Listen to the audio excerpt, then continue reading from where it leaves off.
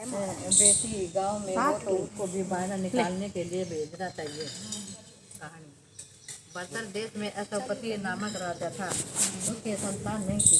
उसने बड़े बड़े पंडितों को बुलाया और कहा, मेरे संतान नहीं है, इसलिए तुम ऐसा उपाय करो जिससे मेरे संतान हो जाए। पंडित बोले, भाई संतान तो तुम्हारे एक पुत्री लिखी है, जो 12 वर्ष की आयु में ही विधवा हो जाएगी। राजा ने कहा, क्या मेरा नाम नहीं रहेगा? बाद में खूब यज्ञ हवन आदि कराए। यज्ञ हवन कराने से उनकी स्त्री गर्भवती हो गई। तो पंडितों ने उसको जन्म पत्र देखकर कहा कि जिस दिन यह कन्या 12 वर्ष की होगी, उस दिन इसके विधवा हो जाने का योग है। इसलिए इससे पार्वती और बरसाती अमावस्या की पूजा कराना। जब सावित्री बड़ी हुई तो उसका विवाह सत्यवान के साथ कर दिया। सावित्री के साथ अंधे थे उसकी वह बड़ी सेवा करती थी। सत्यवान जंगल में लकड़ियाँ तोड़ कर लाया करता था और सावित्री को पता था कि वह जिस दिन 12 वर्ष की होगी उस दिन उसके पति की मृत्यु हो जाएगी।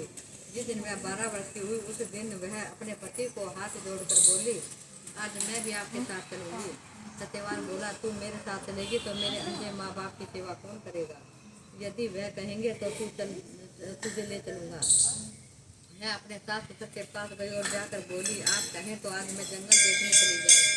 ये बोले, बहुत अच्छी बात है, चली जा। जंगल में जाकर सावित्री तो लकड़ी तोड़ने लगी और सत्यवान पेड़ के छाए में सो गया। उस पेड़ में सांप रहता था। उसने सत्यवान को डस लिया। सावित्री अपने पति को गोद में लेकर रोने लगी। महादेव पार्वती जी वहाँ से जा रहे थे। सावित्री ने उनके पैर पकड़ लिए और बोली, मेरे पति को जिंदा कर दो।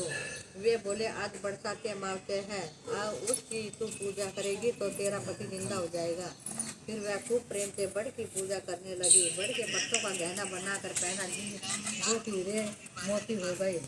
इतने में धर्मराज का दूत आ गया और उसके पति को ले जाने लगा। सावित्री ने उसके पैर पकड़ लिए। धर्मराज बोला कि तू वरदान मांग ले। सावित्री ने कहा, मेरे माँ बाप के पुत्र नहीं है, वे पुत्रवान हो जाएं। धर्मराज बोला, सत्य वचन हो जाएगा।